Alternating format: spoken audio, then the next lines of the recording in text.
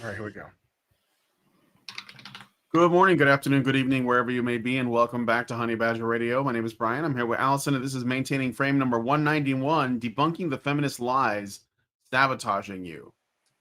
I guess you had intended to give me a different title, but you never did, so I just left the one that you... No, it's fine. I had intended to look into it, but then I got into a discussion about immigration, single motherhood, AI with a patron, and then in Grok, or not Grok, Perplexity. So okay. It was a long and interesting discussion, but I'm not sure it may become relevant to this topic, but it may not. And also I was thinking, I don't know if there is a better title for this. So yeah, let's just go with it. All right. Well, so just in brief, we're going to be looking at this episode of Tucker Carlson's independent podcast series where at the time he was doing interviews. I think these days he does a bit of a mixture of commentary and then some accompanying footage and data, and then he brings on a guest. But at this point in his career, this was from a while ago, maybe a couple weeks back, he had on Chris Williamson of the pretty popular podcast series called Modern Wisdom. And Chris Williamson is focused, or at least his wheelhouse tends to be talking about I want to say men, but not in the men's rights way. It's more helping men better themselves kind of way, a self-improvement, like a life coach kind of thing. And they are discussing the problems that men face. And we're going to react to some of this. I think Janice Fiamengo, I guess, or maybe her and Tom Golden had done some reactions. You know what? I think that's might be where part of what I was cued into this. I actually read one of their reactions to this. So Janice I think it was Janice. I could double check, but yeah, I'm pretty sure. I don't know if it was both of them. I didn't see their reaction to it. I did watch this morning. I'm subscribed to their subsets. So Tom Golden, Janice Fiamengo, and a few others. So subset of the Substack. How's that? All right. So that I'm subscribed to them. So I do read their analyses quite a bit. I recommend everybody, Janice Fiamengo and Tom Golden and a few others. They are still Bettina Arndt. They're still pushing out some interesting stuff. So I recommend going to their Substacks and subscribing. But I believe that this might have been part of the place where I saw it. And then it was also a patron recommendation. I'm sorry, guys. I'm sort of blanking on the exact genealogy of how this got across our desks. But I figured it was worth responding to because, Janice gave it the time of day. So let's go for it. All right. So, yeah. So as I was saying, this is a conversation between Tucker Carlson and Chris Williamson of Modern Wisdom. I already have a couple of time codes here. So this section is basically Tucker's so you're doing a tour and you get a lot of people at your tour, but most of the people who have questions and they're looking for, guidance are men. So there is right there, before we even get into it, there's already a spotlight on an issue. So let's see this section here. What advice do you give young men who ask you, what direction should I take? Well, I think at least to start, finding out what you're interested in is a good place to begin. I mean, look, one of the problems of giving any advice to young men is that we need to do this strange kind of land acknowledgement, this social land acknowledgement before we start. You know what social you mean by that? Land acknowledgement. I'm getting a sense of what he probably means by this. But okay. I just paused for the banana butt. It is Christian, it is Chris Williamson, so I don't know. I mean, he might go completely sideways to what I expect. Probably not. Let's see. You were going to talk about the problems of young men. one of the first things we need to do, or typically that people expect, is, well, it's very important for us to remember that women are still falling behind in this area. And it's also important to remember that up until... I can't even deal with that. You understand what I mean, though, right? No, I would never play along with that lie. There is this odd expectation that in order to talk about the problems of men and boys, we first must identify all of the other issues and plights of other more deserving groups. Okay. Yes. And that's the tithe to the ideology. Basically, the overwhelming narrative of our society, which is that women have it worse. And we all have to tithe, or not all of us, because we don't, but we tithe to that narrative in order to support it, because it's basically an emperor has no clothes narrative. It's so, like, the more that I research certain aspects, unseen aspects of history, like the CCC camps, basically the camps that indigent, poor men were put in during the Great Depression, or forced into, basically, and all of the tremendous contempt that society puts has for men's autonomy. The more that I read about all that, the more ridiculous this entire notion that women have ever been oppressed relative to men is. And of course, feminists will always hand wave the very evidence that denies their framework as patriarchy backfiring too. So it's more evidence of the very thing that actually discredits their framework. So of course we all have to tithe, because it is, when you think about it, functional nonsense. And the more you look into it, the worse it gets. The worse this narrative gets, the more ridiculous and unethical and actually hateful this narrative becomes. The more you look into the research, the academia surrounding it, it just becomes deplorable and indefensible. And yet we still have to do that, because that's the nature of social power. Or they have to do that. We don't. I mean, I don't think you and me, do we feel like we have to tithe to the goddess of women worsting? I don't do it. Apparently, Tucker is also pushing back on that too, which is a nice sign. It's interesting to see Tucker be more red pill than, well, I mean, I guess Chris Williamson never really was super red pill. So he still conforms. Basically, he's just confessing that I still socially and emotionally conform to the dominant narrative, regardless of its moral bankruptcy. Well, I don't know. I think he's acknowledging that it's Yeah. it's a bullshit like expectation, because he said, before you talk about men's issues, this is like what is sort of like instilled in us. And yeah, it's programming. Everybody responds to it. Like, it's literally programming people to start by saying, well, before I start talking about the group that we've all collectively agreed completely arbitrarily is on top of everything, let me first start by saying that they're, the other groups, the women, they also have problems. And I think that's the only way that notion stays, like, say, dominant, is that we just have to keep reciting the mantra to remind ourselves, wait, before we talk about men, and it's also to guard against people doing the whataboutism. Well, what about the women though? And of course, they're like, that's on purpose. It's supposed to terminate rational thought, so you can so anyway. Insert nonsense. I did find Janice Fiamengo's Substack on this, and she was not thrilled with the way that Christian Williamson conducted himself in this meeting, or this interview. He does say that this is pressure that's placed on, but then he continues to sort of concede to it or submit to it, at least according to her. No, so, I look, I watched it. These guys are purple pilled at best, probably more still in the blue pill, but they are.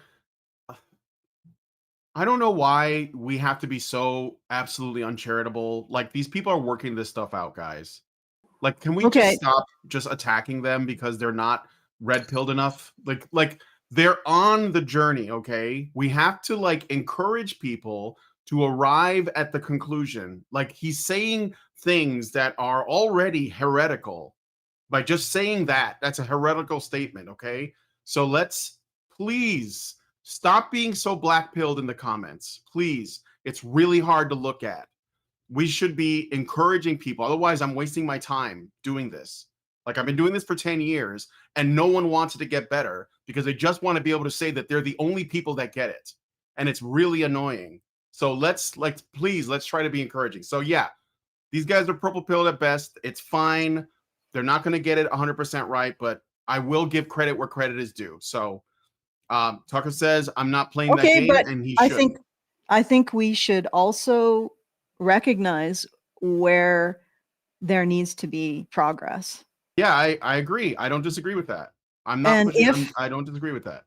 if Chris Williamson is recognizing this pressure, but then ultimately conceding to it, then we should be honest about that. We should say you may be recognizing it, but where it matters, you're still conceding to it. And I mean, I don't think it's like this is black pill to point out that, yeah, they're on the path, but there still is path.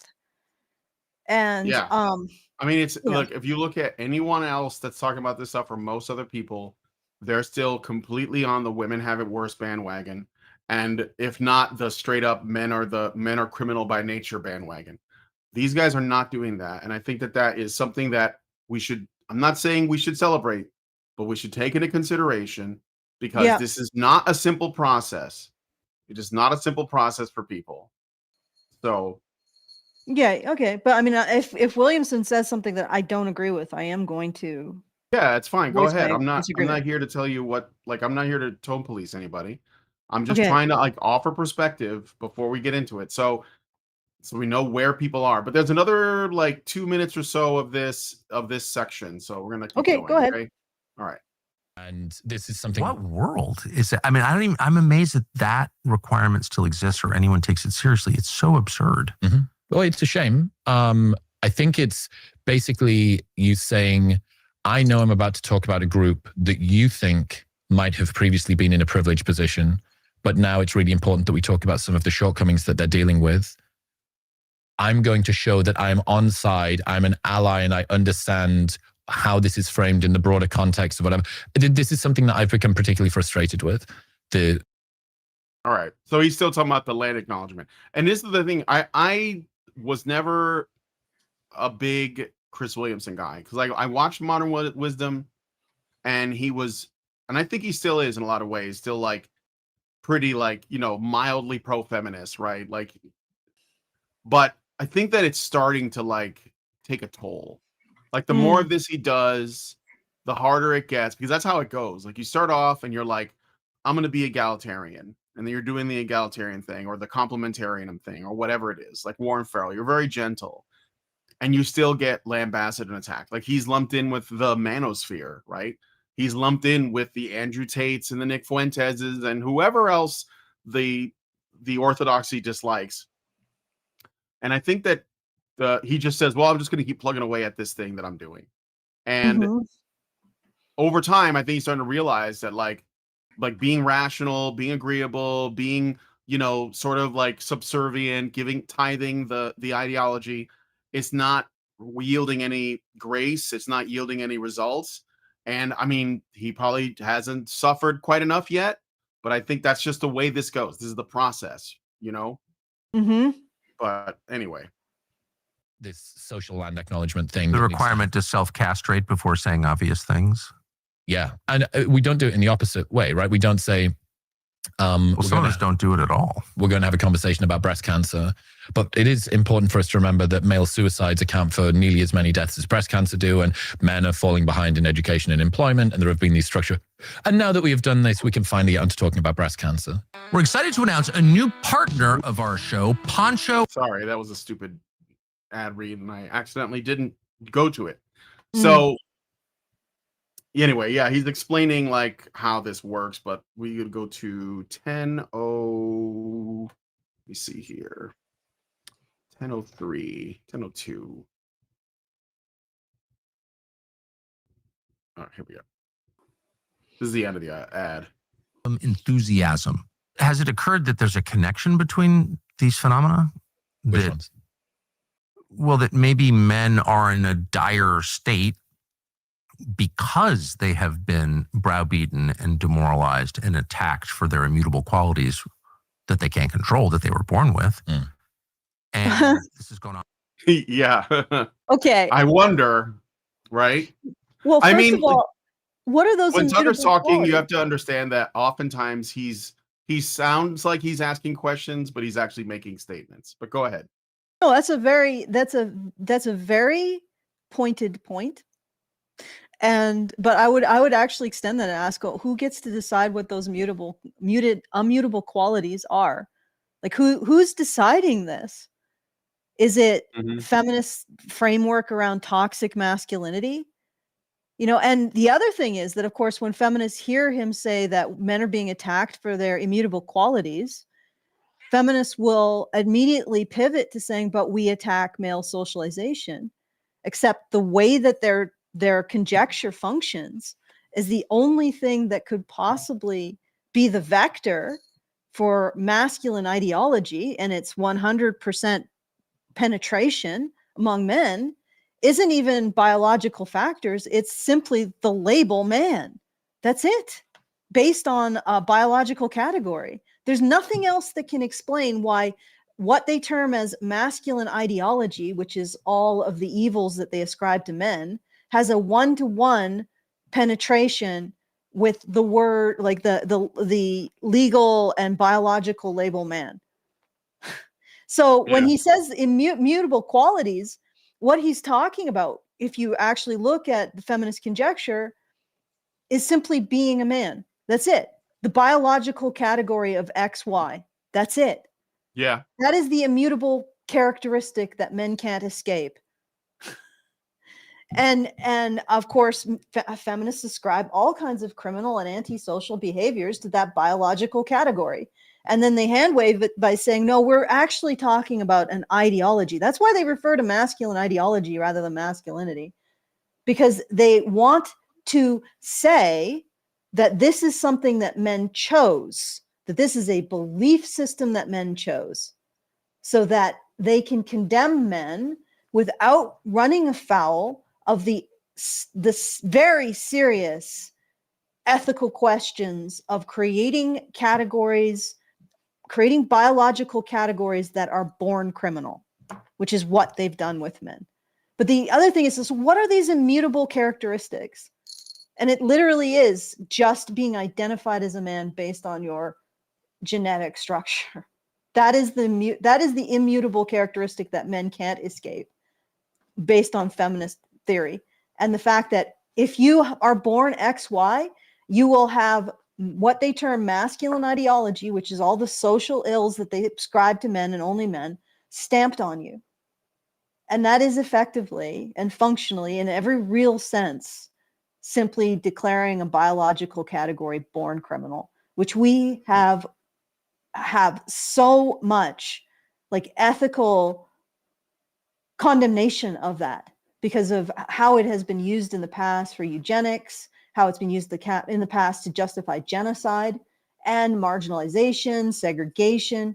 This narrative is subject to severe constraints in academia, except in one situation, when a group of people, namely feminists, declare men to be born criminal.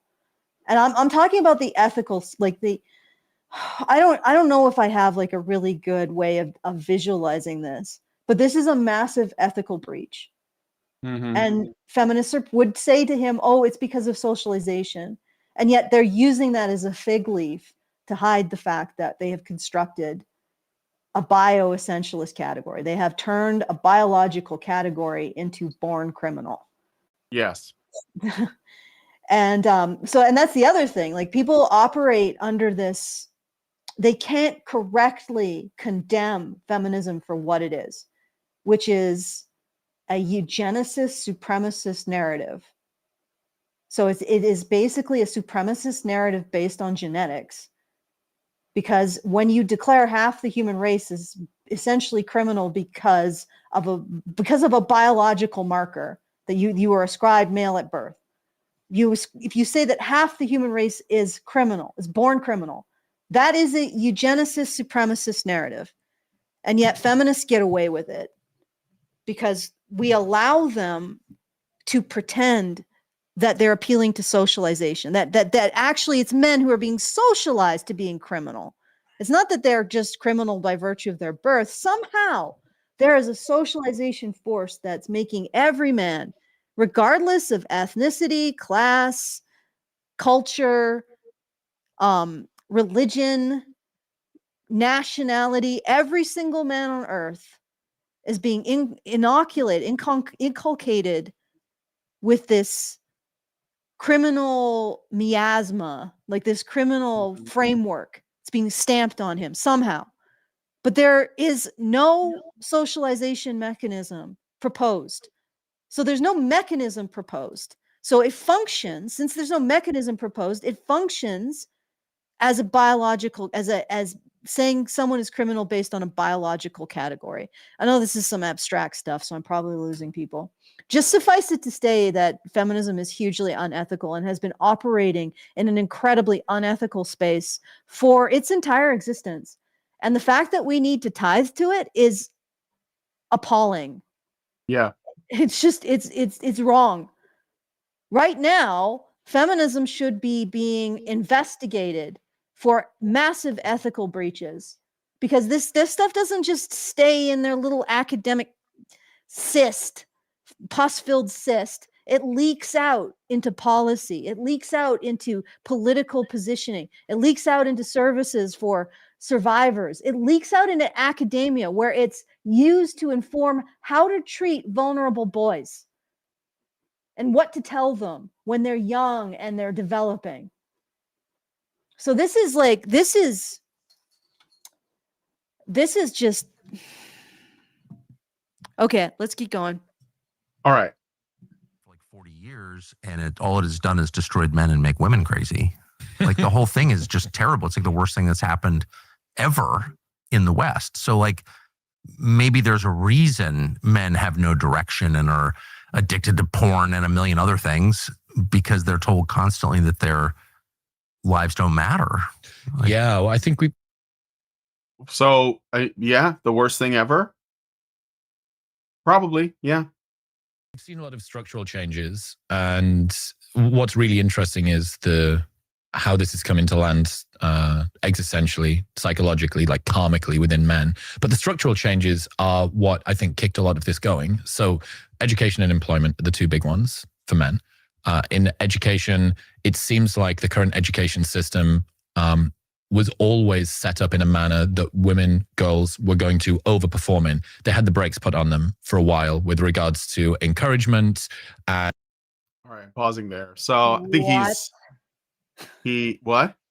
What are Yeah, you? he's You doing are. that. I'm sorry. He's talking out of his ass. Yeah. Like, we are now hearing Chris Williamson's ass speaking. Yeah, he's still like, that's the thing though. It's almost like, I have to say, and I know this happens, like a lot of people, they have it's almost like I don't know, like some trigger in their brain that's like, no, back up. You gotta we gotta include women in a positive way now. Like I'm not kidding. It's like some kind of like, mental thing that kicks in, and they're like, wait, let me quickly pander, and they can't help themselves. And I think I've seen it, It's like, tithing.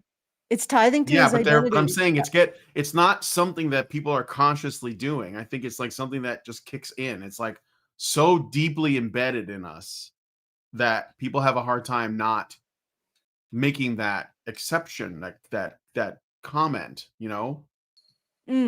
Well, if I may, I Yeah. think it's because he has, as most men do, an identity that centers around protecting and providing for women. So exiting that identity is psychologically fraught, right? So if he has to, in order to talk about these things, he has to conceptualize himself not as a protector and provider, but a being with inherent worth, and that's difficult. So he has to put all the training wheels out, and get the water wings on and get the padded helmet.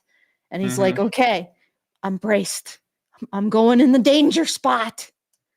And, you know, like maybe people like you and me and, well, maybe not me because I'm somewhat female, but, you know, like our audience, they don't need to have all of the water wings and the training wheels and the padded Sure. helmet and all of this other, and the knee pads, and that we can just be like, okay, we're going there. But somebody like him, he's probably very deeply invested in protecting and providing women, and that defines his identity to a great degree. So when he talks about issues, he says, okay, well, now we need to focus on men.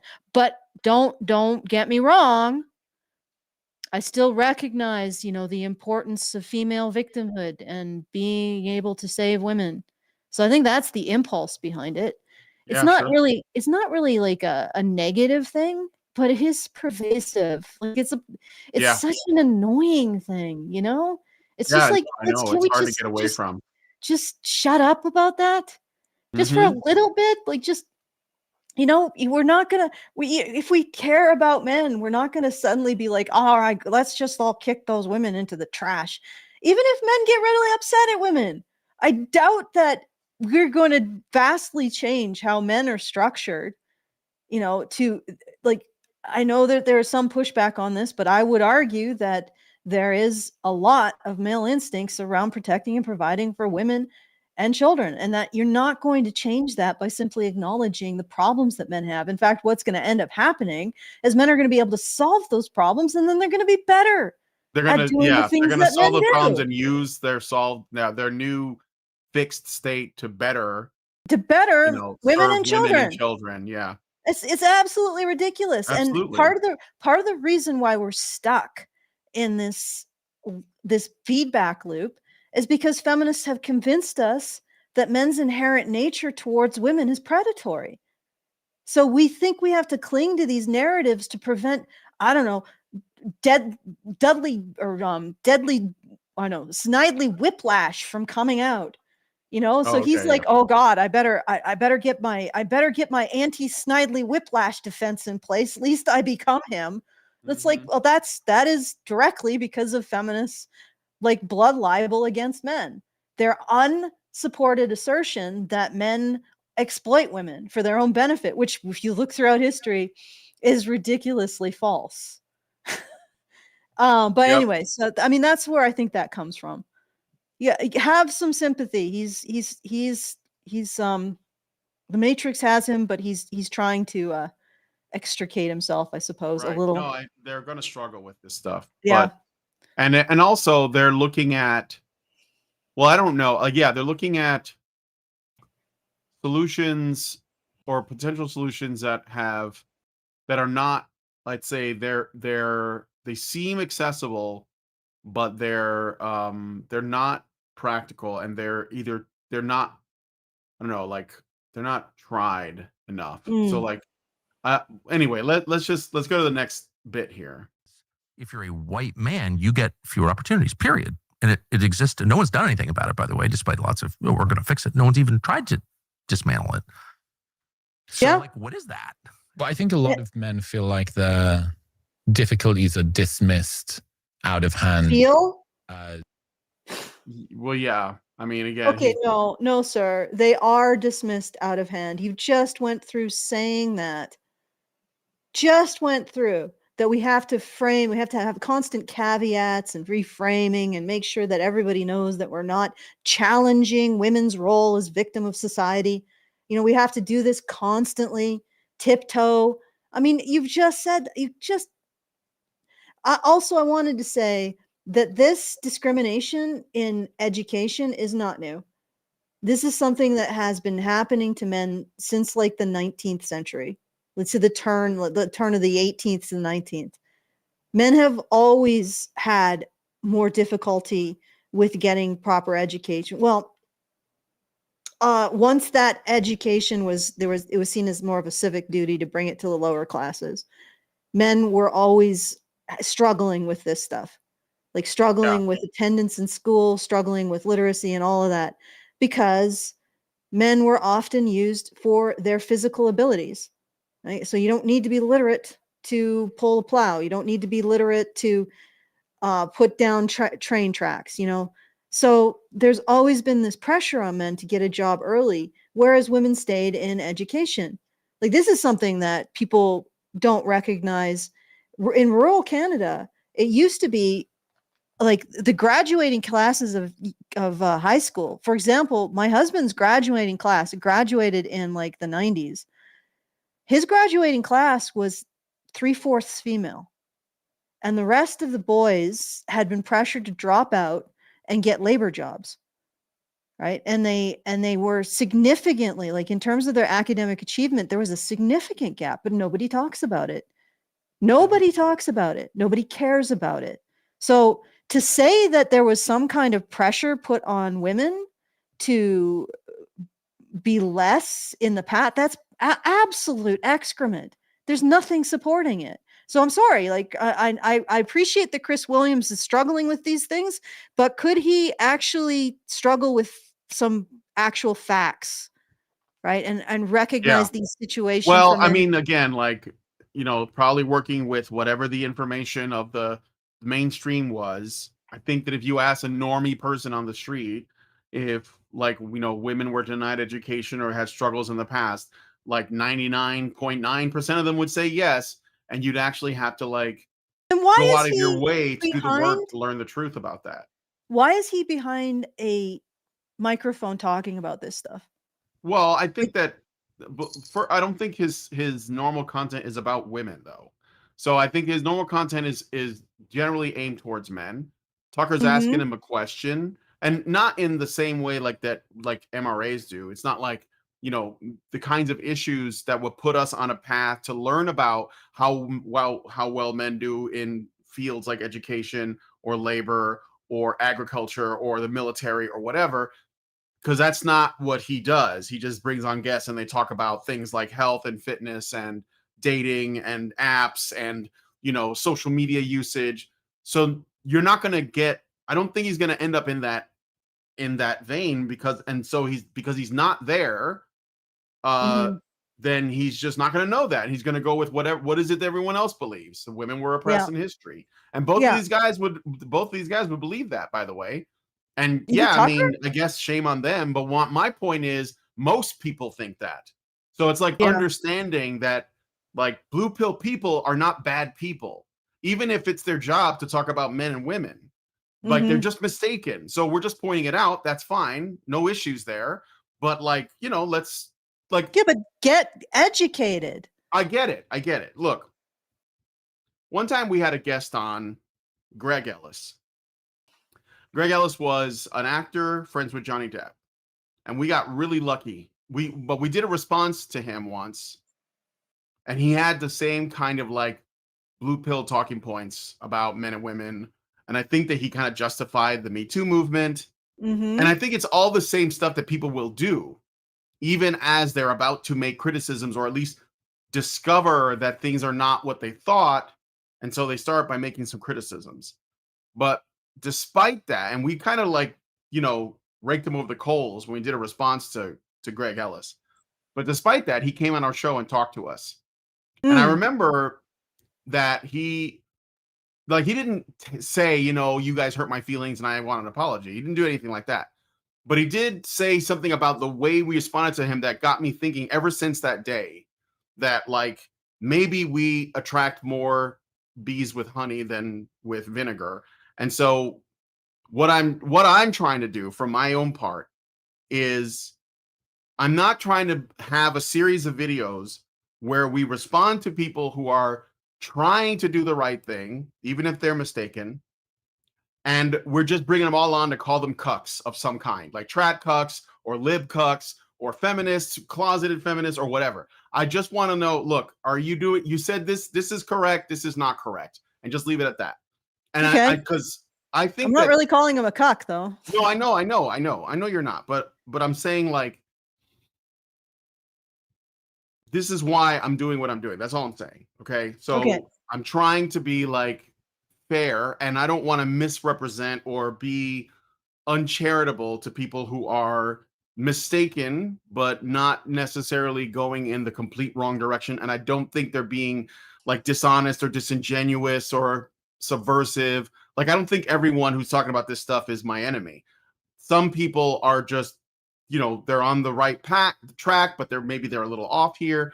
Some people are a problem, and I'll call those people out. But like, that's just where I'm at, like in my head with this. So I think that Tucker and Williamson they're not trying to make things worse for men. I think they do see that there's a problem, and they acknowledge that on some level it is the problem. Like, it is the most important problem. Like, fuck Israel and Palestine, fuck Ukraine and Russia, fuck the whole Trump thing, fuck the Epstein list, fuck all of that. Like, if you don't deal with the men and issue thing, then you're done. And they even get into South Korea and stuff like that in this conversation. So because of that, I will wave a flag for them to keep going.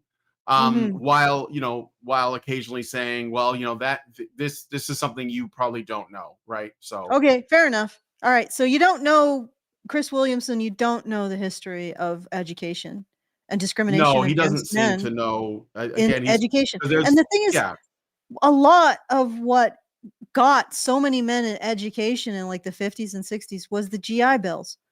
Are you going to really begrudge these guys coming back from a war and actually being able to go into education and get higher paid jobs as a result? Like, seriously, that's incredibly not cool. Okay, let's keep going. So okay, I think do I need to? No, I gotta play some more. So this section, this already has some time codes, but this section is called "Why Female Happiness is in Decline." Not because they're really concerned about women, but they're looking at like both sides of this. Like, has feminism helped women? I'm sure they even? are. Like, they also are trying it to the two together. But I mean, that's not the focus. I think that because I watched this video, so I think it's because they're like, well, feminism is obviously shit for men. Is it good for women? Oh no, it's not good for women either, right? So it's not good for anybody. Whining from a patriarchy. No, it's good for the Democratic Party. Huh? Is good for the Democratic Party because single people vote overwhelmingly Democrat. It's not just the single women, labor it's also movements in general, right? It's also single men. So if you can actually drive a wedge between male and female and keep people single, then you're actually creating Democratic voters. So just consider that. Understand that, our society, most societies or all societies sort of live and die on the health of their breeding colony. And the Democrats have made a political, they have made it a political boon to themselves to destroy it. So you might want to consider that. It's a thought, Yeah. I know it's partisan, but it's a thought. It feels like men are in the modern world being made to pay for the supposed advantages of their father and their grandfathers. Right. And he said supposed. So he's not necessarily agreeing that there were advantages. But this is true. It's like men are expected to pay wages that their forefathers never, like, they didn't benefit from, right? And in fact, their forefathers probably had worse lives. Yeah, this like, I mean, how can you say that? Like, there were 3 million men who put through the CCC programs, and they were actually really deadly. Like, these are like the labor camps. They weren't called forced labor camps, but men were put in there on if they were indigent and they were rounded up, they would be said, okay, well, you can go to jail or go to the camp. You can get a fine that you can't pay or go to the camp. If they were in a family that was on any kind of assistance, if you were an able-bodied young man, you were expected to go to the camp or your family would be kicked off of assistance. So, and whatever wages they made at these camps were sent home to their families to offset their assistance, and of course, in some cases their alternative was starving. So in every possible way, this was coerced. And they were forced into these camps. 300 million, or sorry, not 300, 3 million. That's not way too big. 3 million were forced into these camps, and they did hard labor. And the death rate was higher than double, like the highest industries, like the death rate of the most dangerous industries today. So this was very grueling work, grueling, dangerous work these men were coerced into. And then they they basically phased those work camps into the mobilization of soldiers in World War II. So forced labor during men were experiencing forced labor during the Great Depression for the great crime of being poor. Then they were experienced forced labor during World War II for the great crime of being born male. And yeah, so what are you talking about? The benefits of the past. Like, Yeah. I laugh. It's not funny. It's just horrifying. No, it The is. logic is absurd. That's what's Laugh through the freaking pain. yeah. Okay. Okay. It causes guys to check out. I mean, the term toxic masculinity, right? Think about that. Think about saying there is something about you which is so inherently broken. It's like original sin, right? There is this part of you. Oh, it's worse because original sin, you can actually redeem yourself. Toxic masculinity is exactly what you were saying, Allison. It's claiming something is socialized, but in reality, you're framing it as biological, like it's deterministic. It Like there's functions as nothing that can be done biological. because there's no solution to toxic masculinity. No, There's no solution. The only solution is complete submission to feminism. Yes. Even Yeah. then, though, no, you're never free because that's not the purpose of the dialectic. You're supposed This is to not a great freeze frame. the pause phase. Yeah, it's okay. Yeah, it's a little deep down that needs to be expunged in some sort of a way or exorcised. There is a bit of you that's broken. If you want to prove to guys that they're not welcome as a part of this conversation in a communal, collaborative, compassionate way, I think that's one of the best ways to get them to switch off. I mean, there was I collected. Well, yes, of course. It is a narrative of submission. You are broken unless you submit to us. And that's where socialization comes in. It justifies the expectation that men always submit to women. So, funnily enough, the pathogen that spreads toxic masculinity through the populace is biology. And so it's your XYZ or your XY chromosomes are the source of your disease. But the solution is socialization through feminist framework. Yeah, that's and at no point did the academics who should have stopped and said, wait. We've gone down this road before. At no point did they actually push back against this and actually say, no, wait, if you're going to propose that this is all socialized, feminists, you need a plausible mechanism of socialization for what you're terming masculine ideology. Otherwise, it's just a biological category that you are claiming is born criminal. All right. Do you want to say anything about like super chats or anything? Sure. Oh, yes, right. I forgot to say that. Before I get into that, I do want to say that you can't reverse the causal arrow here. That's what feminists are doing. They're saying, well, the solution to toxic masculinity is socialized. Therefore, it's not a bioessentialist category. Herpaderp. No, it's not the way it works. You need a plausible mechanism of socialization before you can assert that your conjecture says it's socialized.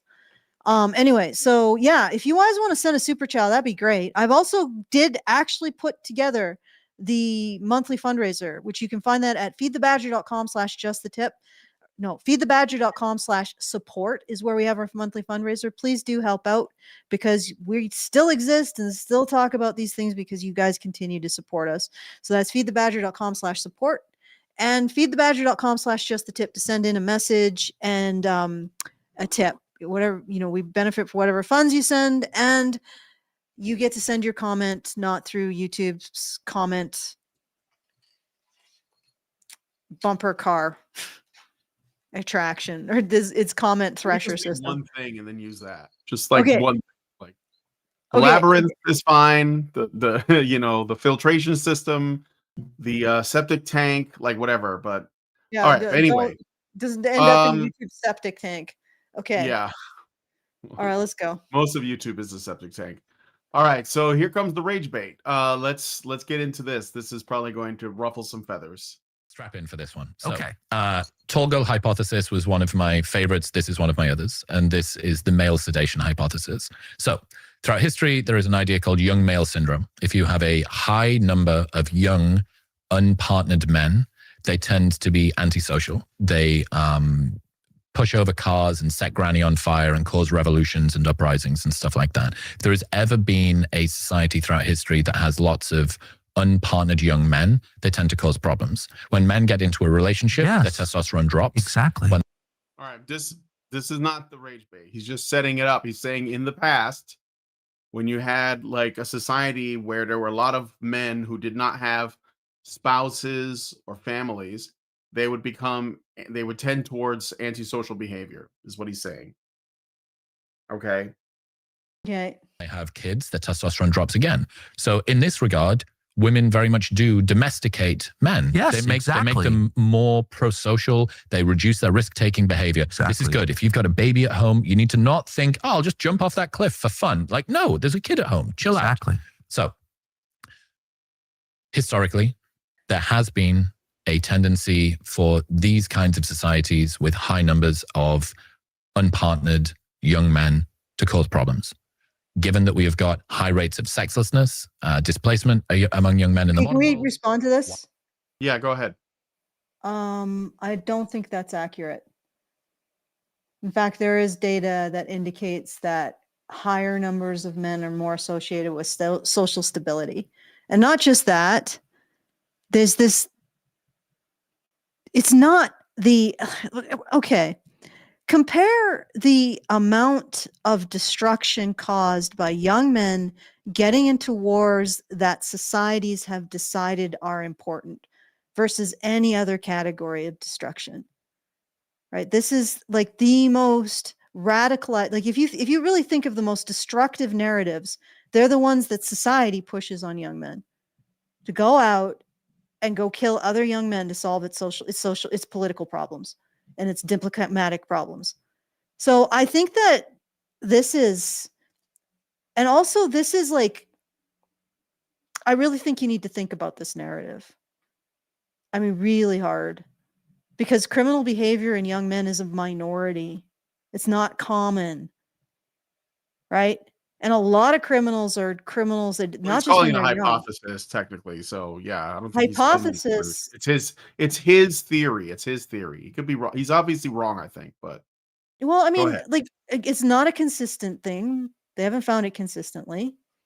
The other thing is that when they do find it, what is the relationship between greater numbers of men and displacement and economic, disenfranchisement? You have to untangle that. So it's like I don't think it's as strong a finding as he's suggesting it is. And the other thing is okay, well, we've liberated women from almost all the social constraints on their sexuality. Are they indicating to us that without those constraints, that they go for men, tame men, conscientious men, men who are good providers? No. They go for excitement. They go for the narcissistic personality style. Mm-hmm. Okay, they go for good looking and bad, or what was that? Does he fuck good? Like Yeah, that's what right. they go They want to for. go to the club and leave their kid with their sister or their mom or something. Yeah, that's what they go for.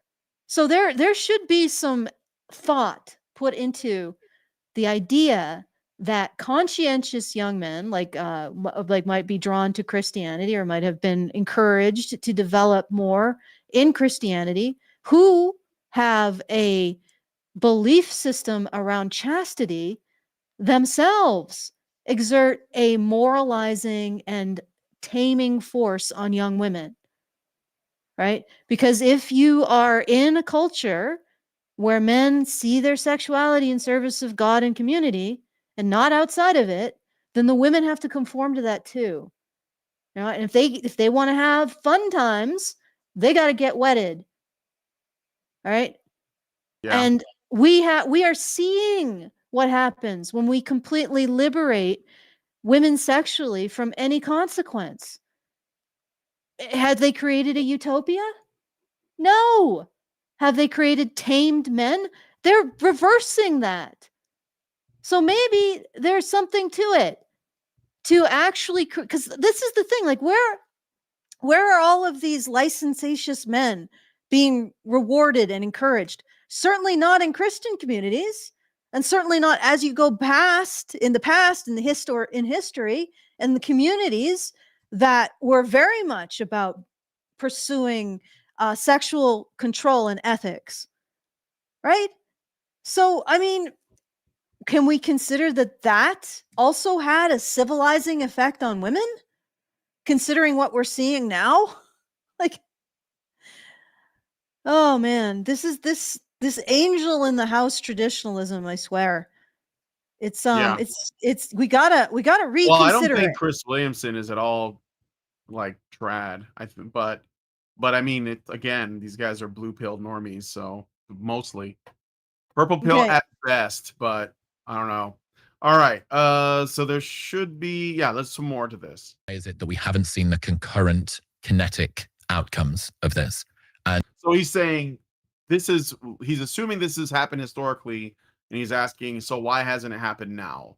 So why hasn't there been like a bunch of Because men it's organizing a nonsense. revolution, destroying everything, whatever, acting out, chimping out? Well, because when does he think? Okay, has there ever been in history a bunch of men who just chimped the hell out because of no reason? Because they just because they're were hanging unpartnered and around they're doing getting nothing. old. He brings up this anecdote or this story of these elephants. I don't think that's one of the time codes. I could get it if you want. That's supposed to be like like evidence to back his claims that there were these elephants and they needed to move the elephants from the herd from one place to another with helicopters. But they couldn't take the bull elephants because they were too heavy. So they took the young elephants and the females and they put them to this other place. And the bull elephants didn't have any females to mate with, so they ended up like just killing everything, like animals, and trampling, like rhinoceroses and shit. Like they were killing the rhinos. That's what he said. And that's sort of like an example of what he's getting at, I guess, or like where he gets his theory from. So I'm just letting you know where he's pulling this from. It's not from nowhere, but that doesn't necessarily mean it's right because we're not elephants. But anyway, so let's play some more. it's my belief that men are being sedated out of their status seeking and reproductive seeking behavior through video games, screen, and porn. So this is not enough of a dose to make men happy, but it is enough of a dose to stop them from going nuclear, banding together, causing some sort of an uprising. So Would you call this a hypothesis rather than just an obvious fact? Look, I mean, I probably should call it a notion. I think for a hypothesis, you actually need to properly do a study for it. I'm just going to state it as Good. Male sedation. Okay. Let me play some more. Irrefutable reality. Male sedation truth. Yeah, we can call it that. But I think that. So, yeah. So he believes that men are sedated by, stimulus like drugs, alcohol, food, video games, pornography, so that they don't organize a revolt and like, overthrow everything or whatever, just cause the chimp out. And I know, and Tucker just agrees with that. So yeah, that's his theory. Go ahead and yell if you guys want. I don't think he disagrees with it. I think he does agree with it. No, he does. Yeah. Now, I think that yes, men are being anesthetized. I don't think it's for anybody's benefit. No, Tucker doesn't think it's to their benefit either. Yeah, and I don't think it's because it's like, why would you even start with, okay, I know this might end up being too critical, but why would you even start with this whole hypothesis of young men chimping out? I mean, like they're grasping for answers. And that's what I think. I mean, he even said, admittedly, that it's not really a hypothesis. He thinks of it more like a notion. Tucker basically says, no, this is a biological fact, but I think they're both wrong. I mean, You know, that like it's really easy and tempting to blame porn and video games, which is like, I know that that's like the thing that's going to really piss people off. I think that men, like women, can be addicted to anything, and I think it can make them into like relatively unproductive members of society. I don't think that there's an argument that can be made against that. I don't think every man who plays video games is in that position. I don't think every man that smokes weed sometimes is in that position, or drinks, or gambles, or watches TV, or sports, or magic cards. Just like I don't think every woman that reads, Morning Glory Milking Farm or 50 Shades of Grey is like a useless lump of shit. I think there are some people who have addictive personalities and they get into something and they don't have the way to get out of it. And I think they've always existed. I think that like when you take away the medium, whether that's social media, because he said screens, social media, doom scrolling, video games, pornography, but you can just change that to something else, like whatever people used to do, TV, gambling, drinking, and a lot of people still do those things. So it's not an issue of the medium, it's the person, and we have to be able to discern the difference between someone who enjoys a pastime and someone who uses it for dopamine hits because they have nothing else going on, and those people don't need our ire or shame, they need our help, right? That's what I think. So I am looking at my feed, and it is full of this feminist who is declaring that Grok is harassing her because it do be like that, Mr. Stanton. Because she's okay. So I said something, and I'd like tag Mr. Grok Stancil? for like I can tag Grok for an analysis, and then she responds to Grok, and then Grok responds to her, and she responds back, and now she's saying that she's being harassed by Grok. Oh God, this is a joke. Just stop talking to it. And she's also referring to Grok as a him. I mean, this is freaking hilarious stuff. Mm-hmm. Okay. All right. Anyway, so let's keep going. Video games, what is it that it gives men? It gives them a sense of progress, of camaraderie, of goal-seeking behavior. And, for winding down half an hour, a couple of nights a week, perhaps that's a cool thing to do. But when it completely consumes your life because you don't feel like you have agency or progress, or you can make changes in the real world, so you supplant your real world pursuits for video game pursuits, we all realize that there is a dose-dependent curve that beyond which you are spending too much time in the virtual world. The same thing goes for screens. Exactly. This is the sense of camaraderie and group-seeking behavior that typically you would have gotten by going out and doing something, and shit would have occurred due to that. Again, says that. All right, so they know that they're the irony of them being on a screen right now too. Not untrue. But here's the thing: the video games thing is not a cause. It is, if anything, at best, a symptom. But again, it's just like any other pastime, just like any other hobby. So if men don't feel welcome in the world, then it's not their fault. We have to like look at the root of the problem. Allison, are you distracted? Are you still on X? Yeah, I'm on. We're not doing this video anymore. Should we No, just okay, like see sorry, what you're doing now? I'm going back. I apologize. I was on Grok because I wanted to see an analysis of the data around excess of male population relating to social disorder, and then I got distracted by this feminist who has spammed my notifications with her allegations that Grok is harassing her or him. I don't know, who knows. So I just thought that was, and then I went down the rabbit hole. I'm sorry. I'm back. I won't touch it. So anyway, so let's go to the next one. 49. So that's about fatherlessness. And this is a big one here. So I think that talking about inequality and talking about class problems is a really important issue. Couldn't agree more. fatherlessness is the real inequality. Of course. Boys who grow up apart from their biological father are 2 times more likely to end up in jail or prison by age 30. Fatherlessness is a better predictor of growing up in incarceration than being poor or their race. Young Yeah, but we And can't what's talk the about fix? that. What's Huh? the fix? What do they say is the fix? Because They say that we got to put fathers back in the home, but they don't get into like the legislative stuff or anything like that. yeah. And they Presumptive- also, if I remember correctly, they also don't get into the deadbeat dad things. I know that's a thing that you see a lot where they're like, well, you guys got to raise your kids. They don't do that either. I think that I don't know if they talk about the incentive structure because that's the problem. Let me see if I can get a fatherlessness. Can I get to this section here? Depression, let me see. I'm trying to see.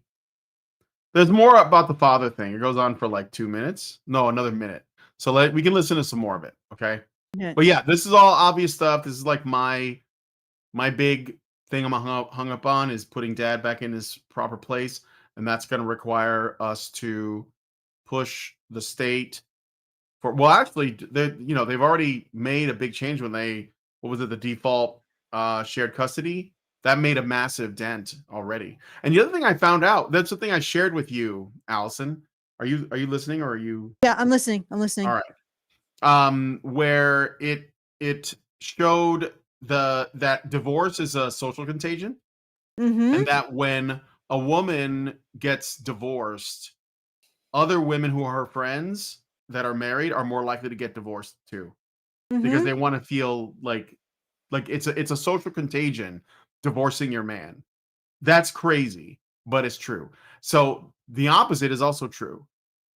If you are married and you stay with a man and you are friends with other married women who are, with kids and stuff, they're more likely to stay married because they don't want to lose their social group.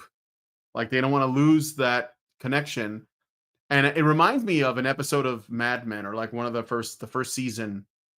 Um, there was and I know it was presented like you're supposed to feel really bad for this character, but in Mad Men, it's is it Don Draper is married and his wife, I forget her name, but the actress January Jones, they're like moving into their new place in the suburbs, and all the women have kids and their men, their husbands work during the day. It's like it's all very much the tradcon setup or whatever. But there is one woman that moved in that's a single mom.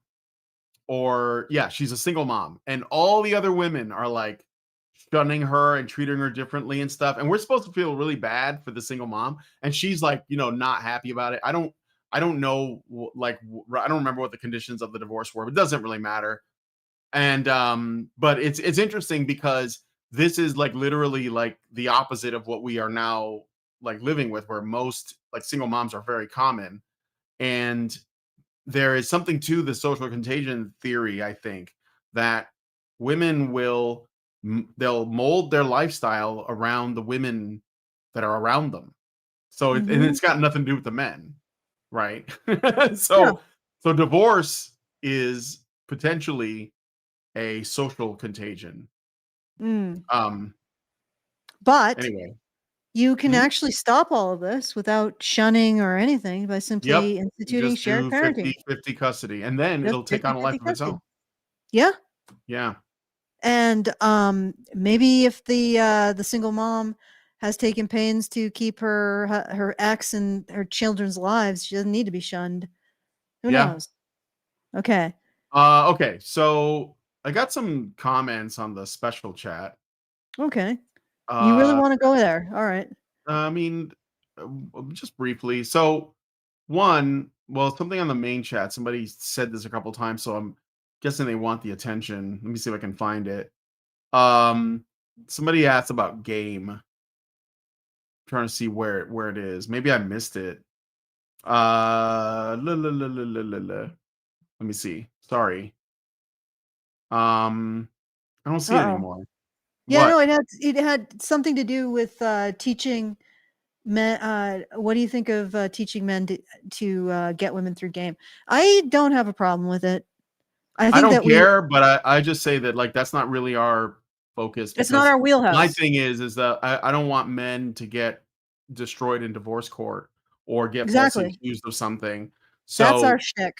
Yeah. yeah, and that's like no matter how much game you have, you run the risk of that. So Yeah, I know there are exactly. people that are like, you know, dating coaches or whatever that'll tell you just game her forever and you'll never get in trouble, but that's bullshit. Ugh.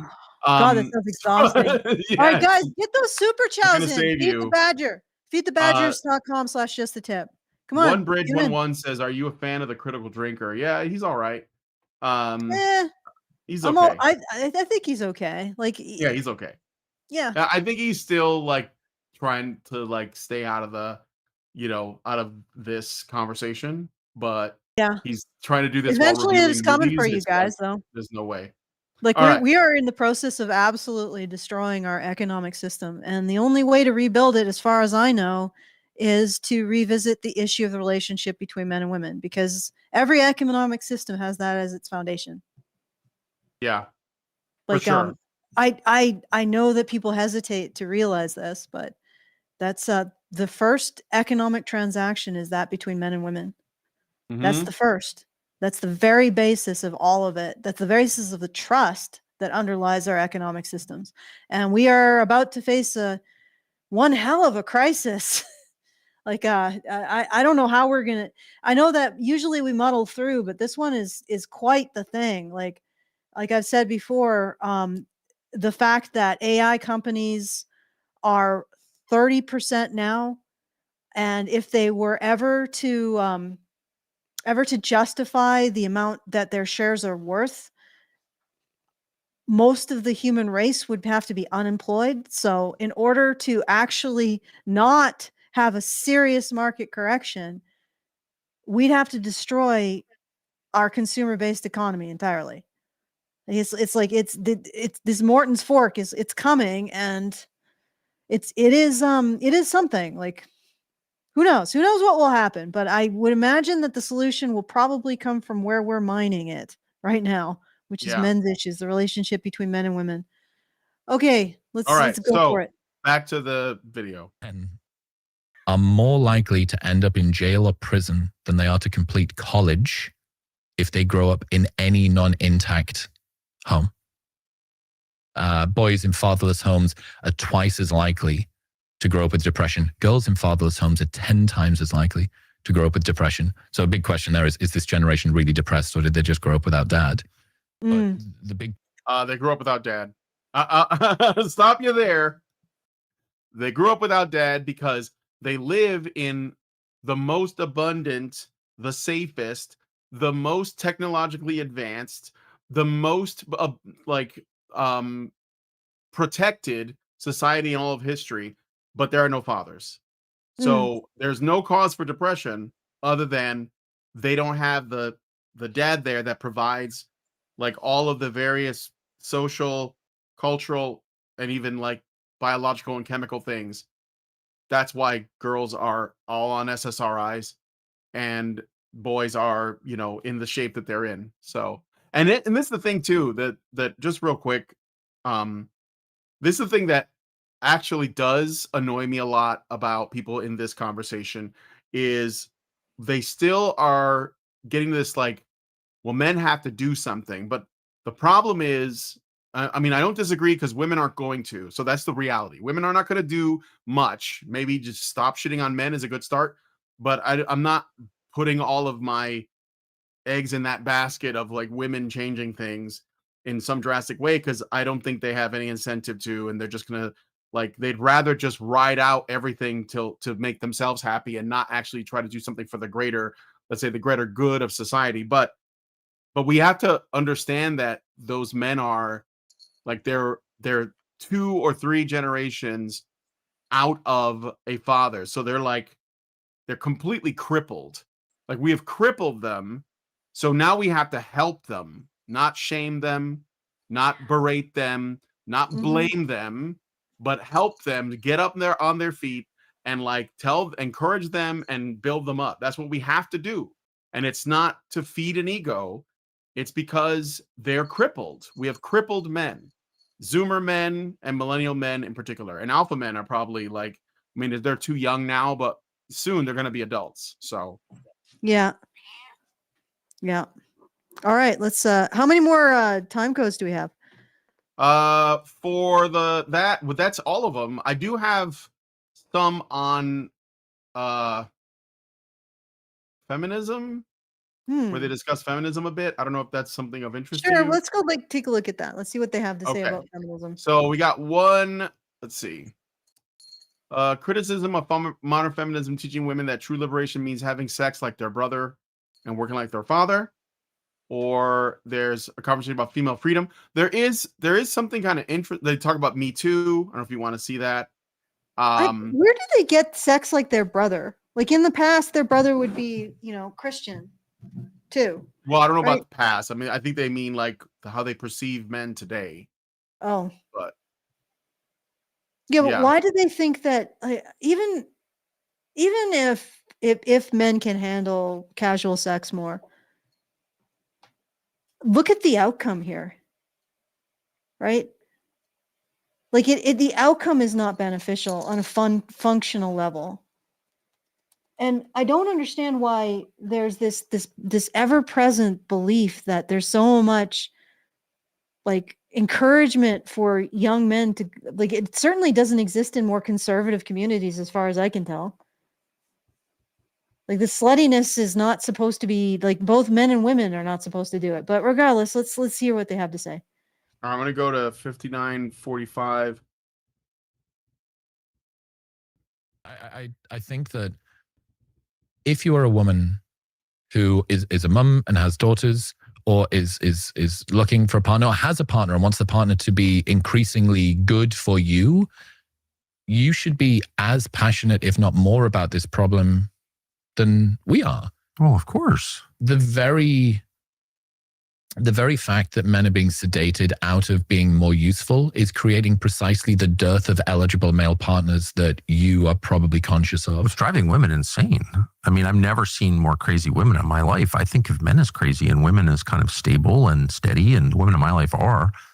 But you see women hitting each other in public, screaming, endorsing violence. Like, I don't even recognize that behavior. And I think it's... What the fuck? You're insulated from it. But like women are more like, I'm thinking women are more likely to advocate violence against, and I only say I'm thinking because I don't have conclusive data, but there is data being worked on, and it's starting to look like women, like Gen Z women are way more violent than Gen Z men, even though they don't necessarily act on it, but they often do with each other. Yeah. Okay, let me check. No, it's been sort of a quiet day. I wonder if it's just super because chow. Oh, cool. We finally got a super chow. Yay. Yeah. Betty Adams gives us $5 and says, I cannot stand for this elephant slander. It was not the bulls left behind that murked the rhinos. It was the young elephants without bulls. Fewer male elephants meant more aggression, and they fixed the problem by adding some senior males in. Okay, that was my bad. I just misquoted him. He did say that. He did say it was adolescent males that were left behind, I think. Yeah. Yeah, so that is a good point. Like literally he says that it's too many males, and then they solve the problem of violence by adding more males. Okay. Maybe you need to distinguish between types of males. Okay, let's all right. Let's continue. It's so depressing to me. And I think that's all a reaction. That's all frustration over this question. Men and women need each other. There are no men. And because they're, wasting their energies doing pointless things, and it's driving women like bonkers. They seem crazy. Don't they seem a little crazy to you? I have not, perhaps as you, the women in your life, I'm not around very many crazy women. I'm never around crazy women. All the women in my life are like completely stable, and they help keep the men calm and less crazy. And that's, I think, the way it was designed to work. And it's like, you are one weird outlier, Tucker. Yeah. Wait, Tucker lives in an enclave of autistic women. Well, yeah, I don't really know. I mean, I think that women that are perhaps women that don't want for anything are probably like less of a problem than women who are anxious Yeah. about the future. And I'm guessing that because Tucker is well off financially, the people around him are also are. So they're probably all older. So they're probably all level-headed. And that's probably true of everybody. But um like if you look around online or whatever, you're seeing, I don't know if it's a subset, but it's like it's a different jungle. Hmm. Okay. Fair enough. All right. Oh, it was a man. My Boob Noor 486 says, "What do MRA think of game? It's a tool, but it won't protect you from divorce, child custody issues, and false allegations. Just letting you know. But yeah, Yep. man, have at it if you want. Just remember what you're getting into, and that's what Yep. we're about. Is warning you. Okay. So then we got conversation about female freedom, questioning the evidence that women wanted freedom. Whoa, it's a little bit. 102, 49. Whole life that pre-liberation, pre-Betty Friedan and Gloria Steinem, it was the Handmaid's Tale. It was just a hellscape of forced pregnancies and servitude to the patriarchy, and some guy in a wife beater beating his wife was just, but there's no evidence of that at all. Like, we have public opinion polling on this. Have you ever seen any that showed, like, I don't know, even a large percentage of American women pre-1965 are like desperately unhappy? I've never looked at that. Yeah, I have. It doesn't exist. That's all bullshit. Interesting. All propaganda. They were like a small subset of unhappy women. There's always a small subset of unhappy people. All right. And then it's increased massively since then. Yeah, right. So this is good because he's questioning the patriarchy of yesterday, right? Which is bullshit. So that's I think that's good. One more thing I want to find that I thought was a bit of a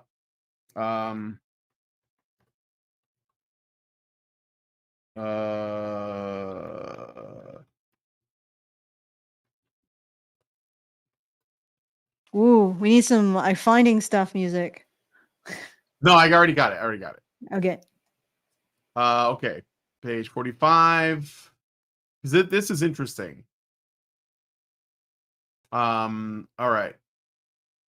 So they talk about a book Okay. at one point.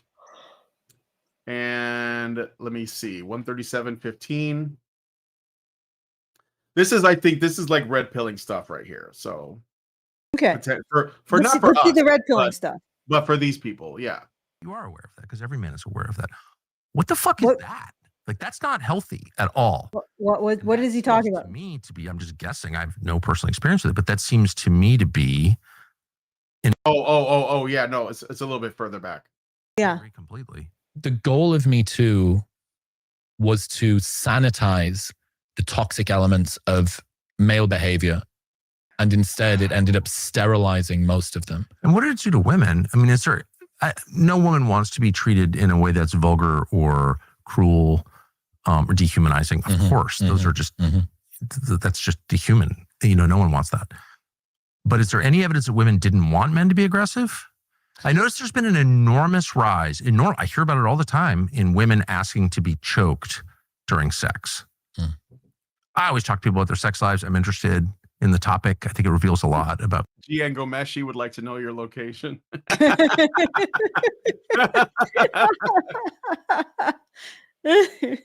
Okay. Okay. Okay. All right. That's All right. this is one of the things that I never thought Tucker Carlson would say. I was surprised to hear it too, but it gets better. It gets better. This is a good part right here. People. Okay. I think it's the most human thing there is. I'm not embarrassed at all. I've never heard anything like that until about 10 years ago. This girl wants me to choke her. I remember it was like kind of horrified. I don't see any connection between sex and violence. I'm just not into it. But like, what is that? And it's very common. I'm not going to embarrass you by asking you if you are aware of that, but I know that you are aware of that because every man is aware of that. What the fuck is that? Like, that's not healthy at all. That is women's unfettered sexual desires. And it's so funny because I see it now that like there's guys out there who are actually looking at what women look like or look at and read about sexually and are absolutely horrified. And it's like, yes, this is what it looks like when you unchain the female sexual id. It is horrifying. And I knew about this because I have done like the fan fiction, the Tumblr, and I have seen it for myself many, many years ago. And now they're making it mainstream because they have absolutely no appropriate boundaries. We don't put boundaries on women's sexuality. We just insist it's angelic. I And think then there's one of the first, if not the first, pornographic document was a book for women. It was like a poem or something. I mean, like other than like I cave don't doubt drawings it. of dicks, but like I think there was like a piece of literature was like officially, you know. Yeah. The cave drawings of Well, dicks could have just been guys having fun. Like who knows? Og draw veiny triumphant motherfucker. But Like yeah, so this observer, just what do you think of my phallus? And fast forward to like ancient Greece. They're doing it again. okay, Longest Maximus. I'm sorry, go ahead. biggest dickus. Okay. I think we've gotten a little off the rails. Thank you, Tucker. Let's get Thank back you. to this. Okay, Okay. but That my seems to me. Oh, I'm my sorry, go point ahead. was, yes, that's okay. That's okay. I don't even know if I can still remember my point. No, when men are looking at women what they actually find sexually arousing, they're becoming more and more horrified. So I'm just wondering why we never considered the possibility that men's sexuality is actually a break on women's as well. You know, Yeah. that men actually pull women back from the brink of absolute degeneracy. I mean, maybe it's a mutual thing. Maybe we both pull each other. But at least men generally still get it on to things that look like women, except for the bronies, the subset of the bronies. But then they still have female personalities, so maybe that's okay. I don't know. They're like sentient aliens. Okay, that we're in a weird space. Let's keep going. Yeah. Okay. I'm just guessing. I have no personal experience with it, but that seems to me to be an expression of a longing for male aggression that's gone in an unhealthy direction. Or did you read, the famous pornographic novel for women? Do you remember this? 50 Shades of Grey.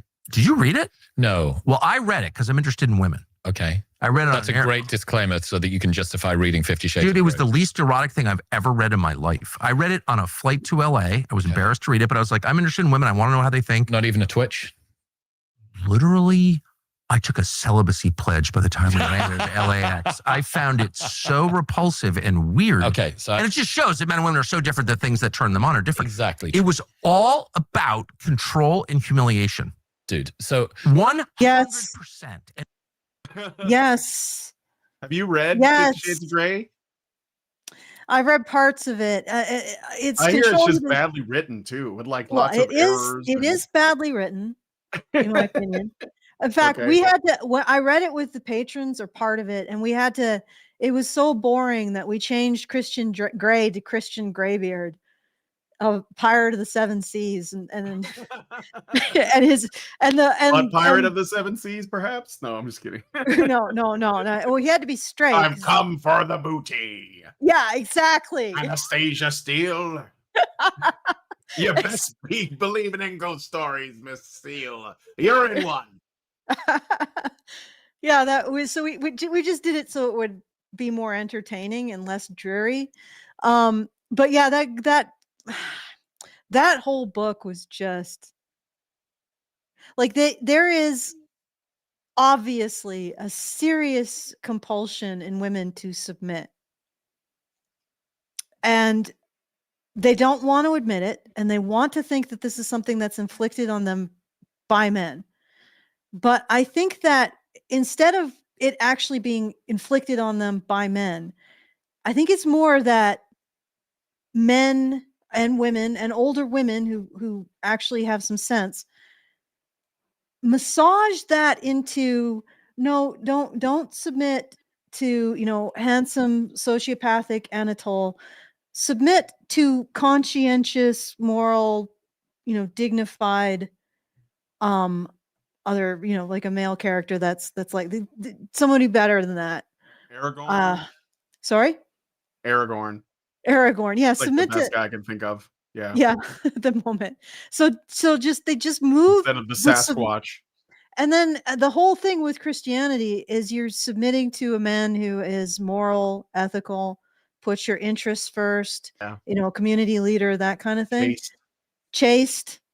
Not driven by his sexuality into strange and places, perhaps, and that's kind of the thing. You massage it towards something more socially productive, shall we say. And then when you unleash it, you find out that no, women don't want to submit to socially productive stuff. Minotaurs and sociopaths. Yeah, minotaurs and psychos. All right. Okay. Women like, oh my gosh, I had to, whatever. Women were really in fuego about this book. And it's gotten worse. Read it, you're like, the fuck honestly, I've been to church services that are more erotic than this. This is actively. Yeah. Okay, so I have some firsthand experience of this. I was the cover of a bunch of dark. This is like the best part. Sorry. This conversation here is like the best part. It's the most interesting. Yeah. So Chris Williamson said that he used to model for dark romance novels. Oh no! Oh, I'm sorry, sir. Oh God, no! It's gonna get. Does it really turn bad? No, well, let's just listen. Okay. Okay, so I have some firsthand experience of this. I was the cover of a bunch of dark romance novels in my 20s. Sorry? I was the cover model of some dark romance novels in my 20s. You do not need to Google them. You were the Fabio of the UK? Yeah, Dorian Gray. Dorian Gray, but with a British accent. Actually? Yeah, I did every Why did my producer tell me this? Let me check the booking sheet here. I did every red flag that your future son-in-law should not have. Male model, DJ, nightclub promoter, all of the red flags. My point is, I was a part of this in very tangentially, right? You do modeling. Sometimes a photo gets taken, an author says, oh, that's great. That can be like the muse idea for the front cover of this book. Would I be able to buy it? And I'm 20. I'm like, yeah, sure. You pay $1,000 and you get my photo. That's great. I'm on the cover of a book. Like, isn't that great? A little bit darker and more raunchy than I might have anticipated. My mum, when she found out that her son was on the cover of a book, said, oh, it'd be lovely. I'd love to read it. And I'm like, this isn't Harry Potter. You're not reading this book. Anyway. Please tell me he avoided going to the conventions. Well, let's see. I don't know if there were. He said it's his 20s. I don't know how old he is now. I think he's in his 40s at this point. Oh, yeah. This is pretty typical. Well, when was this published? I found it. You found Chris Williamson's book, the Dorian Gray thing? All right. Yep. Well, don't show me. I don't want to know. Well, it's not that bad. It's not actually that bad. In terms of dark fantasy, it's sort of tame. Well, it was probably an old book. I bet it's probably gotten a lot worse lately. That's why. Oh, yeah. Yeah. Oh, yeah. Okay. What was interesting was the timing of 50 Shades coming out and the sort of archetypes that you saw within the dark romance genre. Very much typically masculine men, heavy brow, big hands, lumberjack, plaid shirt, man stuff, big chest, muscular, in a position of prestige, typically dominant, typically wealthy. Not succumbing to just not particularly of the ilk that the modern world was telling men that they should be more of, especially post MeToo. And this is an uncomfortable circle to square if you want to try and marry these two worlds together, right? No, it's not. It is absolutely like this is what women want. they want, paradoxically, they want a really hot man who with a sociopathic personality style, but will actually get in a relationship with them that is not fraught with the usual bullshit that psychopath, like antisocial men bring. Well, you can't have that. Right? And expecting men to embody that is ridiculous. Okay? And I think that's Yep. part of the reason why men who were not as, this is another screenshot that's little freaking unflattering. But anyway, he looks like he's just touched an electrical fence a little. But asking men to, I think this is one reason why men who are more on the left and more liberal were drawn to feminism, because it promised that they could become more whole. They could have that pressure to be super alpha taken off them. Of course, it didn't. It just added additional pressure. That you were supposed to be this unrelenting alpha character, but also, capable of being beta but capable of putting understanding and putting all of her emotional needs and getting all of her everything else. So it's like alpha plus was what feminists actually ended up landing on. So they I mean, I lied would, to those men, and yeah, I yeah, think that those men thought, like yeah, feminist but the other men, thing is, thought that like being like a feminist man was their way of beating the alpha, so they were still engaging in like sexual yeah, it's not just competition, beating the just alpha, but working just with bad information. simply being, no, it's more than just beating the alpha. It's being fully yourself, right? Being able to express your vulnerabilities and your fears, and having a partner who's not going to run away if you do so. And that's what feminism sold them. Didn't deliver in any capacity. So when he's saying, oh, well, this is what women really want. Yeah, but what women really want right now is destroying our society. And it's also not making them happy. So maybe instead of saying, well, men should be like that, we should say, women, this is not good for you. Going after Anatole instead of Pierre is not good for you. It's a War and Peace reference. Although Natasha did eventually go after Pierre. So, and her original love was Anthony. No, oh God, Russian names. Russian names are like double pronunciation for me. Difficult to even remember. But anyway, we need to go back to telling women that not all of their impulses are beneficial, good, or should be celebrated in public. Okay? And I don't know if that's where he's going with that, but let's There's a bit more. I can keep going. So what they did was they tried to make romance novels more in keeping with the sort of archetype that modern men were perhaps supposed to be, a more agreeable, softer sort of man. And these are referred to as cinnamon roll husbands or golden retriever husbands. And they wrote romance novels about this story arc, right? This was the kind of archetype that was going on. Shock, horror, they did not sell, right? Women were not buying the golden retriever husband, cinnamon roll husband story arc. They wanted the Dorian Gray archetype. How shocking. Not at all shocking. Although it's funny though, because there does seem to be a kind of woman that likes the Hallmark movie guy, but he is a little bit more of that kind of Chad guy, like, girl from the city goes to her small town, and right, there's like a guy there, and he's like, he works with his hands, and he runs a veterinary clinic that only deals with puppies.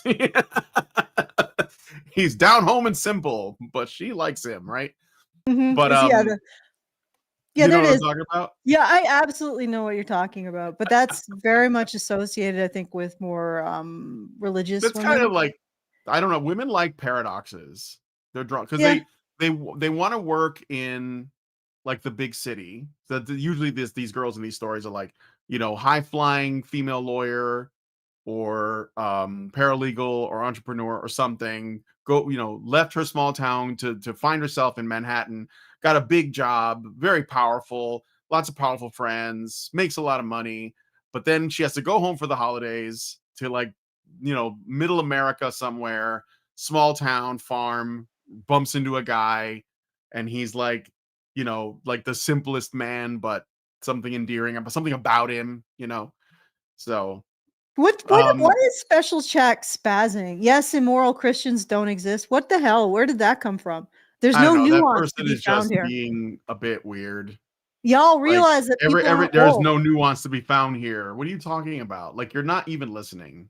No, homie. he's not. He's just You're just like, knee-jerking I over. don't like that you just said something nice about Christianity. Mhm. And you're the ones with no nuance. Yes, Yeah. there are people who are not good at being Christians. That doesn't mean anything about the whole religion, okay? But anyway, Okay, and what is this? You realize that people aren't wolves. Well, actually, technically, wolves are currently being looked at as the best biological, like anthropological model of our early evolution, because they have a lot of the same social structures and behaviors.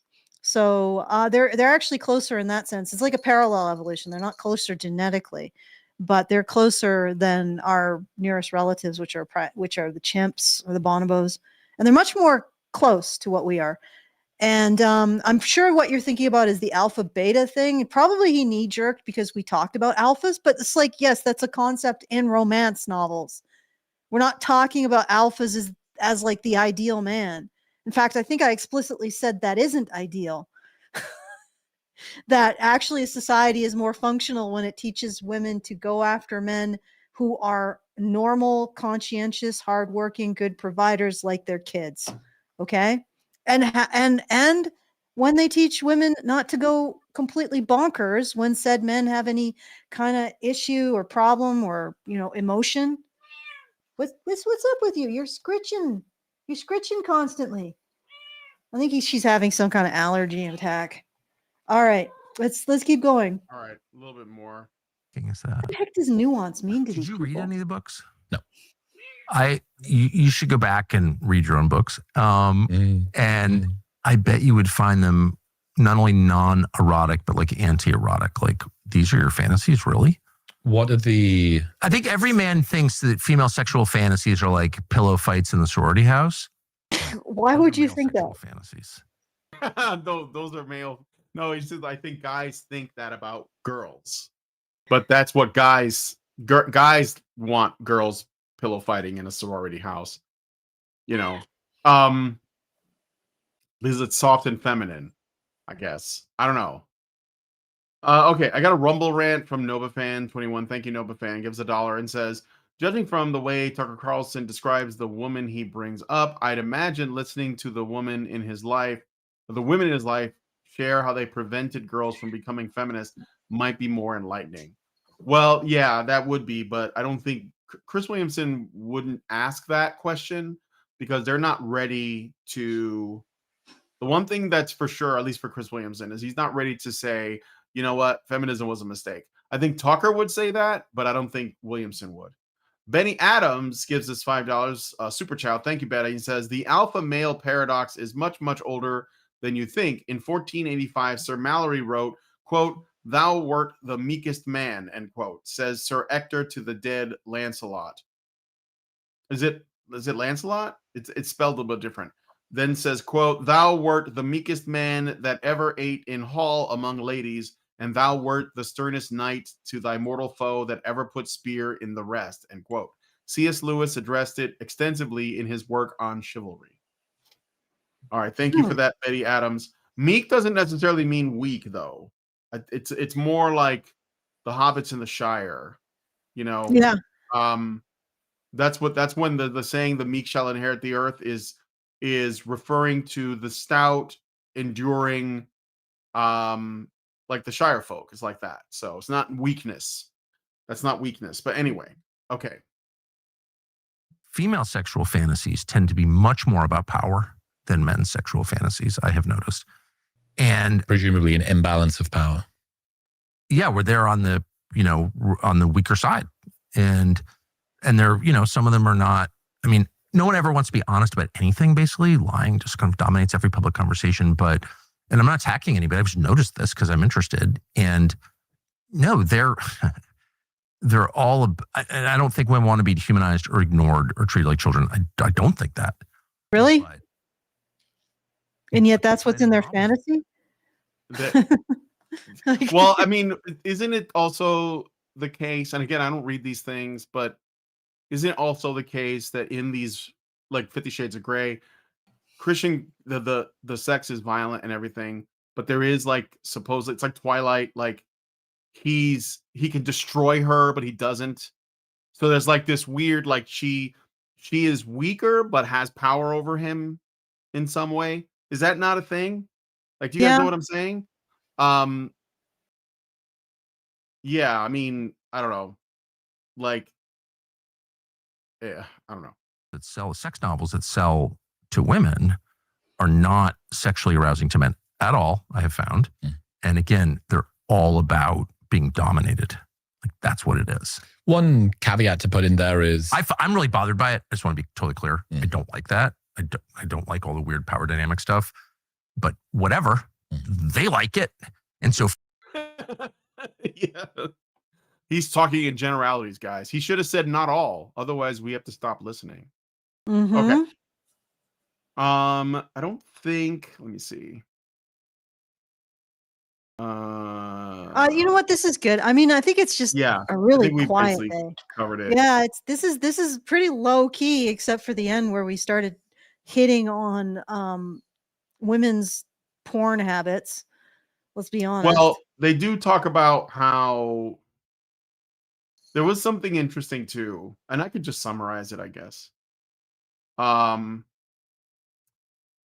Chris Williamson makes the point that, and he's saying it's because of MeToo, but I think this is like before that. It's not an aftershock of it, but basically, like, women or MeToo has created a situation, or women or feminism or whatever has created a dynamic where men who are probably like more gentle, more probably like more likely to be like husband and father material, because they are more cooperative, because they are more willing to try to be, listening to women's concerns. That's what you want in like a life partner, right? They're not approaching because of Me Too, because they're listening to what women said when women said, don't approach us. So the only men that are approaching are the ones that don't care. Yep. The ones that and they would have done it anyways, right? They would have done it no matter what. And so women are only being approached by, like, dark triad men, basically. And the other men, the majority of men, the decent guys, they're not approaching.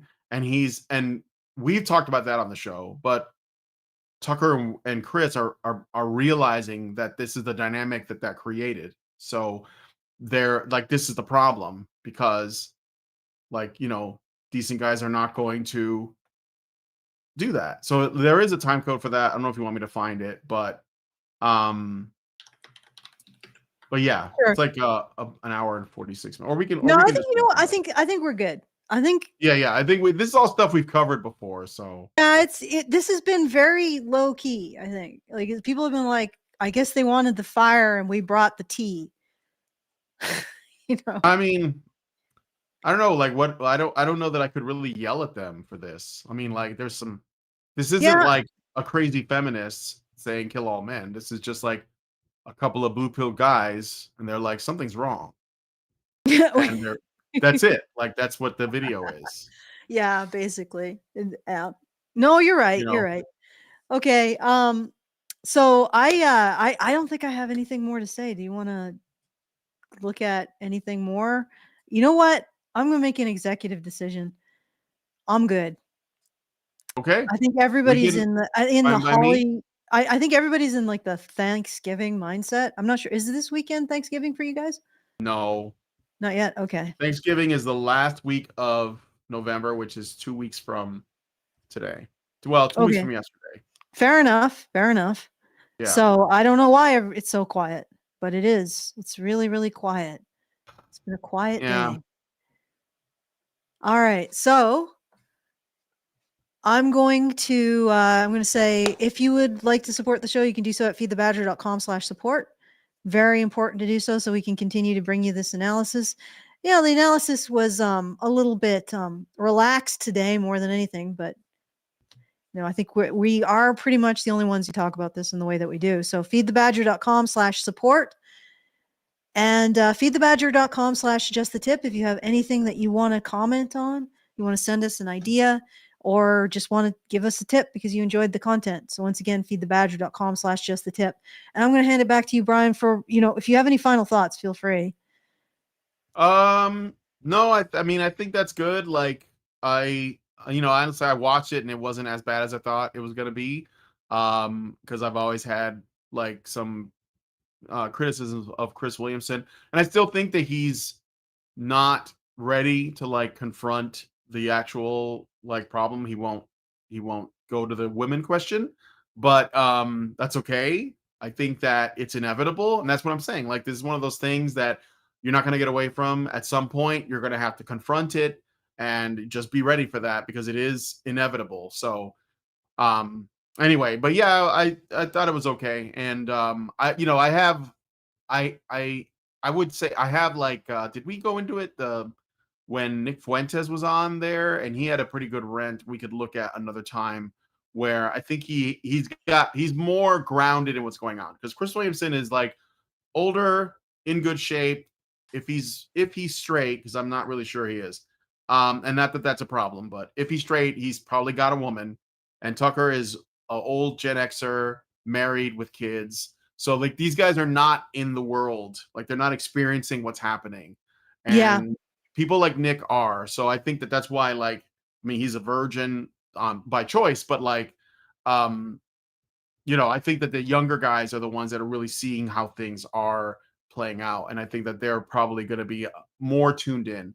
And these Yeah. guys are No, looking I get you. backwards, and they're like, "What? Why are you struggling? I didn't struggle, right?" So, Mm. but yeah. So No, no, I didn't say definitely. Chad Williamson. I said Chris Williamson. Chad Williamson. You can show the link. It's not at all like salacious. Oh, do you want me to put that? Yeah, Not like this salacious. it's not really. I'm Okay. sure that he would. I don't know if he'd appreciate it, but yeah, this is it. Like, I sent it to you. Oh, It's Ricochet. not Ricochet. Yeah, This is like so cringe. yeah. Ricochet. Revenge isn't sweet. It's bulletproof. Yeah, you could read it. Like, this is a dark romantasy. This This is is dark probably romantasy. This this is is tame. yeah, The only no, sure way to destroy a man is to take what he cannot live without. 3 years ago, I had everything: a beautiful wife, a son, a reason for living. Until a ruthless task force, assembled under Mayor Michael Culling, is that really the name? With a brutal strategy to make the streets of Detroit safe, ripped away everything I loved in a deadly hunt called the Culling. Get it? Because his name is Michael Culling. They tried to kill me too. I wish they had. Now I'm cursed by the memories of that night and the words I whispered to my dying wife, a promise to avenge the wrong and set it right. I am no longer Nick Ryder. All right. You know what, Chris? It's not. Wait. Good name. I am no longer Nick Ryder. I am a masked vigilante, faceless, loveless, fearless, a man with nothing left to lose, the one who's seen the dark and violent truth behind the city's flawless veneer. Michael Of Culling doesn't know Detroit? who I am or what I want. All he Of knows is that I've kidnapped his beautiful wife, an eye for an eye. Isn't that how the saying goes? And Aubrey Culling is the perfect pawn to destroy him, if she doesn't destroy me first. Oh, so it's about a vigilante who kidnaps the wife of a mayor, and is going to use it for revenge, but she seduces him, or he seduces her, no, or something. yeah, or something like that. Yeah. Something. Yeah. The worst part, the cringiest part of this is it's obviously not the sex and the sexual No, content. No. By the way, I forgot to mention this. I think we should definitely look into this. Okay, there is Okay. a show. I think it's on Hulu, and it's Mhm. called All's Fair. Have you heard about this? Yes, I have. I With have heard Kim about it. Kardashian. I hear it is the worst show show. I heard it would red pill the most pink-haired feminist. This is what I heard. So I may have to try to watch it so that we could. It's probably hilarious. Like I hear it's very bad. Like Kim Kardashian acting. That's all you need to know. So anyway, Yeah. yeah, I think I've said enough. I'm done. Okay. All right. Okay. Well, feedthebadger.com/just a tip if you want to send us a tip. Look forward to maybe we'll do this things that are being suggested. I apologize to Chris Williams. He's never going to see this, but you know, this is really tame, my dude. No doubt, really tame considering what is coming out in dark romance today. It just sounds a little corny. So that's about the only thing that I would be ashamed of. The slightly large amount of canned corn in it. But that's not your fault. It's the fault of the author. Anyway, feedthebadger.com/just a tip to send us a message and a tip with that message. Boy, you really are scritching. And feedthebadger.com/support to help us out. And Brian, take it away. All right. Well, if you guys like this video, please hit like, subscribe if you're not already subscribed, hit the bell for notifications, leave us a comment, let us know what you guys think about what we discussed on this show. What do you think about Nick Ryder, the vigilante? Chris Williamson as Mayor Nick Culling? Ryder. That's just the story. I don't know. Like, should this be a movie? All right. And please share this video because sharing is caring. This is what happens, by the way, when women write, like, you know, stories that involve like task forces. And please share this video because sharing is caring. Thank you guys so much for coming on today's episode of Maintaining Frame, and we'll talk to you guys in the next one. Men's right activists are machines, dude. Okay? They are literal machines. They are talking point machines. They are impossible to fucking deal with, especially if you have like a couple dudes who have good memory on top of that too. Holy shit, you're fucked.